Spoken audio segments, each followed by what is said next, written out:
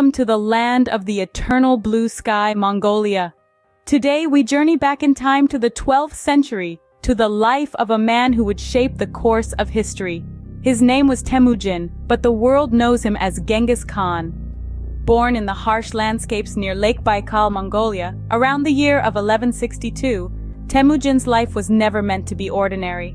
Yet his beginnings were more humble and tragic than one might expect for a future world conqueror. When he was merely 8 years old, his father was poisoned by a rival tribe, a brutal introduction to the harsh realities of steppe politics. His tribe, refusing to acknowledge the leadership of a boy, abandoned his family, leaving them to fend for themselves in the brutal Mongolian wilderness. Thus, Temujin, his mother, and his siblings were left to survive in a world where the law of the land was kill or be killed. This brutal world shaped Temujin. In a desperate fight for survival and power within his own family, he killed his half-brother Batur.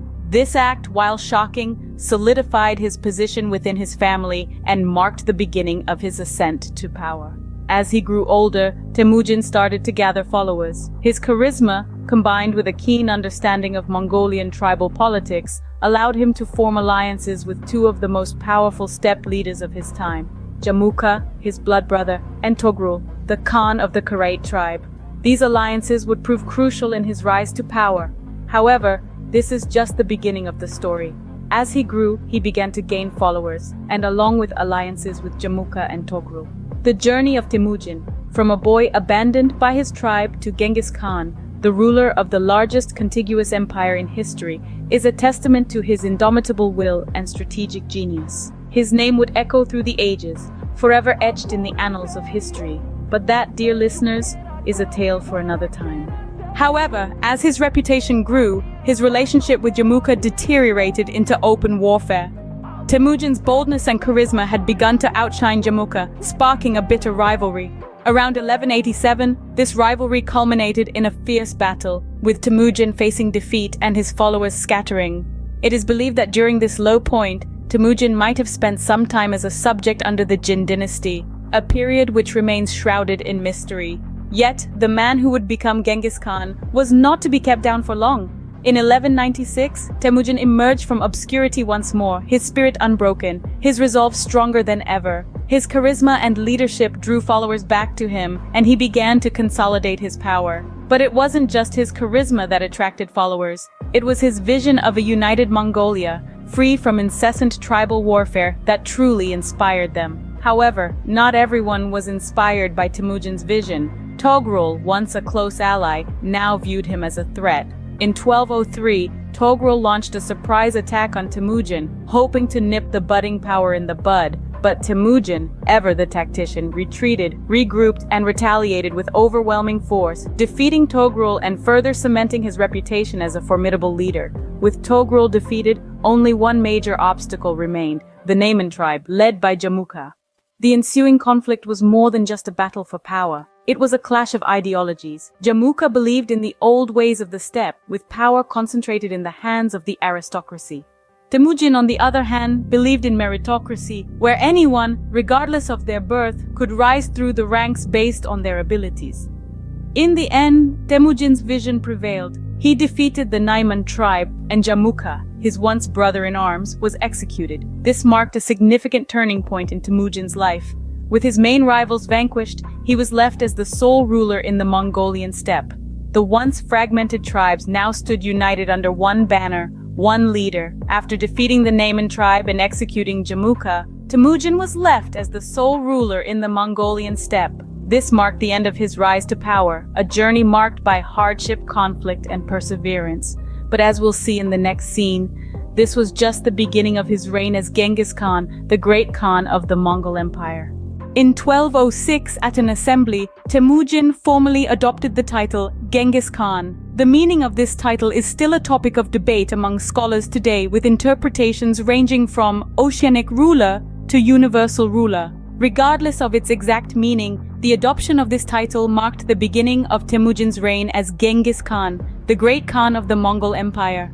Genghis Khan's reign was primarily characterized by his ambition to unify the Mongol tribes. For years, these tribes had been fragmented, often locked in conflict with one another. Genghis Khan, however, envisioned a unified Mongolia, a single entity that was more powerful than the sum of its parts. To achieve this, he launched a series of diplomatic and military campaigns, gradually bringing the tribes under his control. His leadership style was marked by a combination of ruthless military strategy and political savvy. He was known to reward loyalty and merit, regardless of tribal affiliation, which earned him the respect and loyalty of his subjects. Once the Mongol tribes were unified, Genghis Khan didn't stop there. His gaze turned to the vast territories beyond Mongolia. He launched a series of military campaigns that would eventually result in the largest contiguous empire in history, spanning from Eastern Europe to the Sea of Japan, from Siberia to India.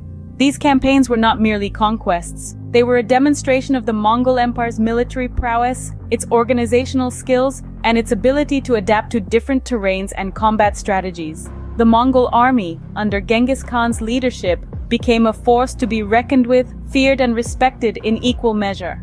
But perhaps the most important aspect of Genghis Khan's reign wasn't his military victories, but his ability to maintain control over the vast territories he conquered. He achieved this through a rigidly disciplined military state, where every member knew their role and followed orders without question. He was a warrior and ruler of genius who, starting from obscure and insignificant beginnings, brought all the nomadic tribes of Mongolia under the rule of himself and his family in a rigidly disciplined military state.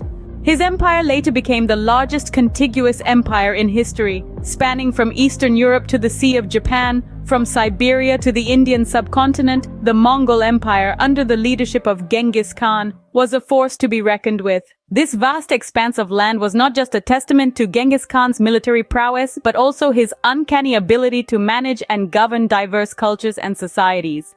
Genghis Khan's legacy is not confined to the boundaries of his empire, but is deeply etched in the annals of history.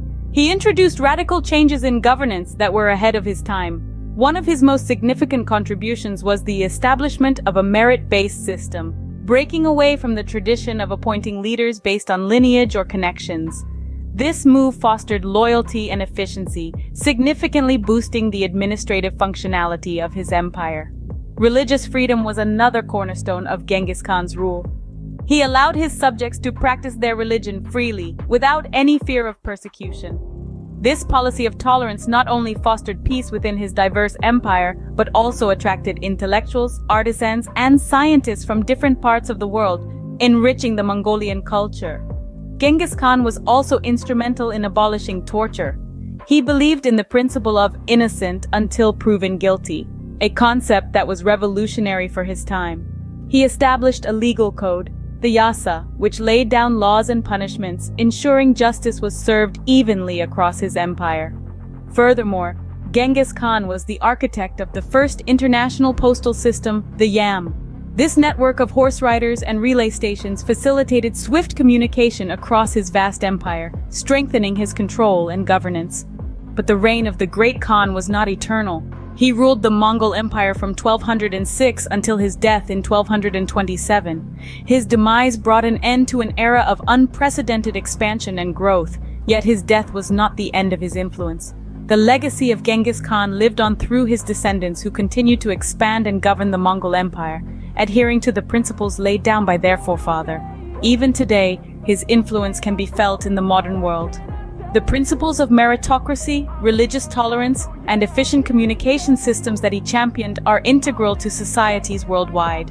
His life and reign are a testament to the indomitable spirit of humanity and the impact one man can have on the course of history. His death marked the end of an era, but his influence can still be felt today. The story of Genghis Khan is a testament to the indomitable spirit of humanity and the impact one man can have on the course of history.